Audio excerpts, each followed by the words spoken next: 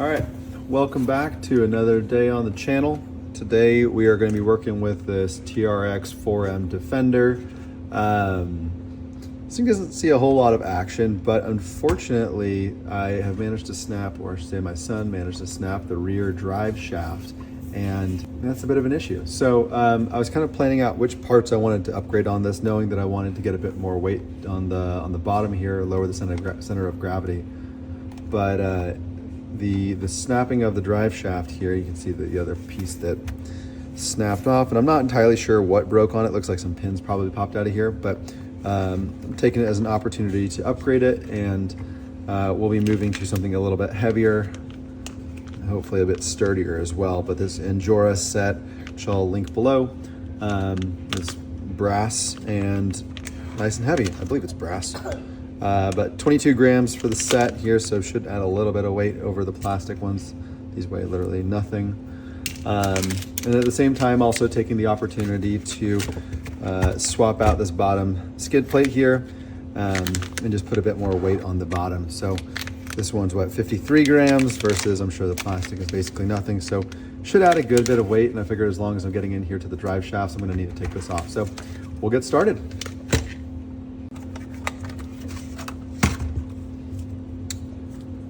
You don't necessarily need to take the wheels off for this, but I figure it might make my life easier just with having to remove some of the linkages here, that if these are off and out of the way, it might make life easier.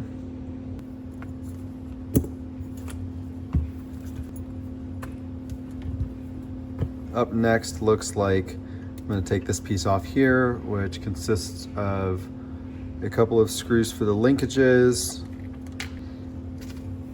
And it looks like there's going to be 1, 2, 3, 4, 5, 6 screws coming from the top. So we'll need a plan for that. And it looks like those are all right there. There's another one down in here, which right down there. So 1, 2, 3, 4, 5, 6. That should be fun. Looks like the motor mount. All right, well, we'll start with taking off looks like the battery plate here needs to come off first, or just get loosened up at least.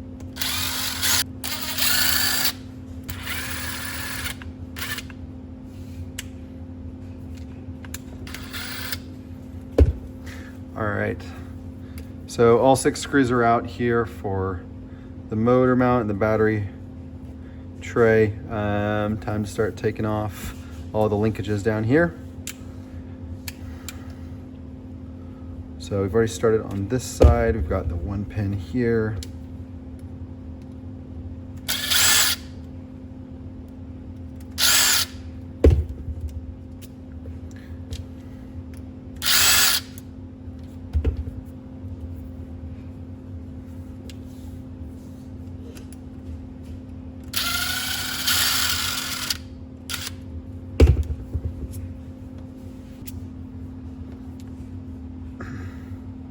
All right, so it looks like all 4 of the pins that connect to linkages are all the same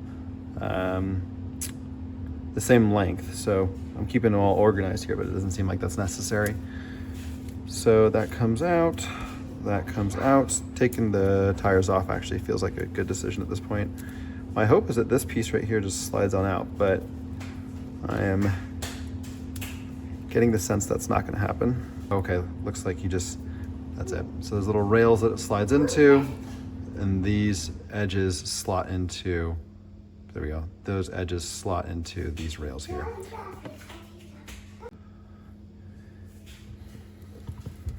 All right, so now is probably a good time to start taking care of the drive shaft. So we're gonna take these apart. That one there, that one there, and pull those screws out, and then we'll take a look.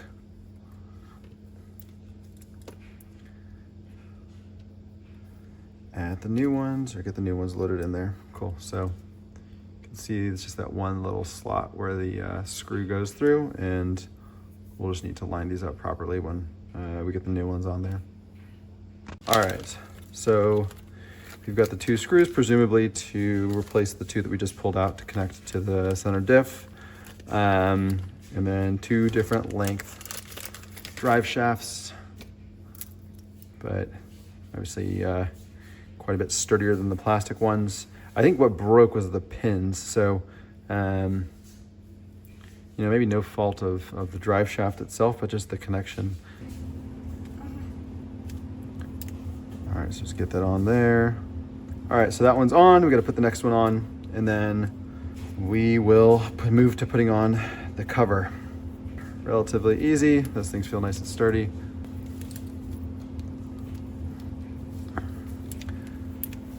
Next up, we want to get this diff cover on there, and then we'll worry about this side after. So popping this in, we're going to slot this into the groove right here.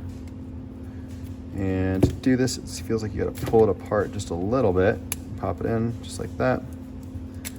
And what I might do is actually use this side pin here, which is just, that screw just holds the cover to the chassis.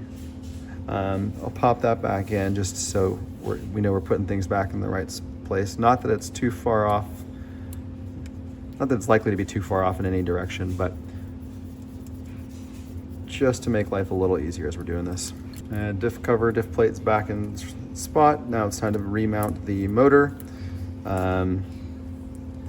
This feels like it should be pretty straightforward. Just pops right back in where you'd expect it to go. The only thing is it looks like the battery cage here actually has these little tabs that need to go on the inner side of the rail. You can see on this side how that battery cage is almost inside the tab is almost inside the rail. So if I put that in all the way, there we go. All right, so nice easy way to get it in is to bring it in kind of sideways and then slot it in, or just twist it to get it slotted in on both sides. Trying to squeeze it and pop it in was not fruitful at all. All right, so we'll pop that down. We'll flip this over and make sure everything looks good down here. We've got this wire. It's got a little sticker on it, which is getting in the way of the drive shaft there, but that looks good. That looks good. No wires are pinched or anything like that. So at this point, I think we just want to mount the motor. And so far, this has all been just using the 1.5. All right, we've got the motor remounted with that new plate on there, looking great. Last piece is where we really connect all the linkages and put everything back together is just getting the end cup of the drive shaft put on where it mounts to the front and rear diffs. Feels pretty straightforward here. It's another 1.5.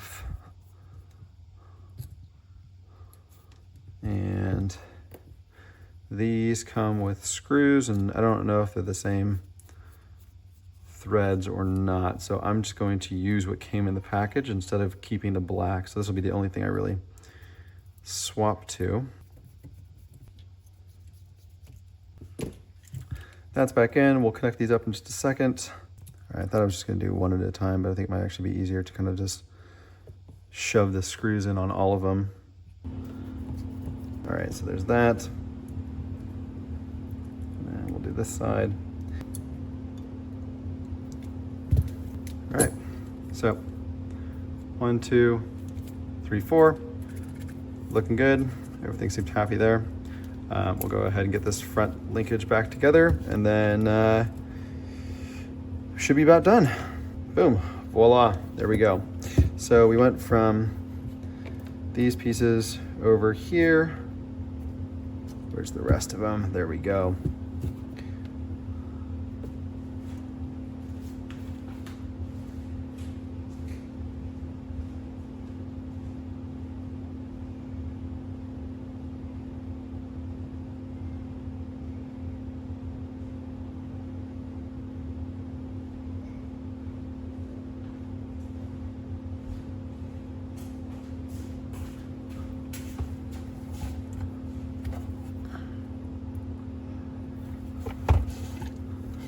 All right, let's try this again. So we've got we've got the new hardware on there. This is all of the old hardware. We'll go ahead and weigh it out on the trusty coffee scale. Looks like collectively it was 12.3 grams. And I didn't weigh any of the stuff I put on there, so it might vary slightly, but this one right here is 53 grams for the that center diff cover, and then 22 grams for the new drive shafts. So 75 grams in total versus the 12 here. We're tacking on an extra 60 and change. So relatively heavy by comparison. I mean, it doesn't feel wildly heavy, but like it's noticeably a bit more dense. But I would say that if you're going to do the diff cover or you're going to do the drive shaft, like you should do them both at the same time, because you're going to have to pull it off. At least with the stock diff cover here, it's a little harder to get access to some of the screws that you need on the drive shaft. And so if you're going to do the drive shaft, you're probably going to have to pop the diff cover anyways. Then I will say the new INJORA one here, it's very easy to access the drive shaft should you need to replace it. So with an upgraded one, maybe you don't need to do them both at the same time, but yeah, that drive shaft there was a good thing to do at the same time, since all of it kind of had to come off. Last step is just putting the wheels on, but we'll see how it looks in just a minute. All right, wheels, tires, battery, back on. Not a lot to talk about with this one here, other than like, we'll go see how the performance is. I can't imagine that it changes a whole lot, but I will say like it does feel noticeably denser. Like I think that does actually make a pretty big difference in terms of the overall weight. How that translates to performance, we'll see. Worth noting that at this point, this thing is relatively stock tires, suspension, motors, servos, battery, with the exception of the stuff we just did today. So this is kind of the first step in the improvements of this car. We'll see how it performs.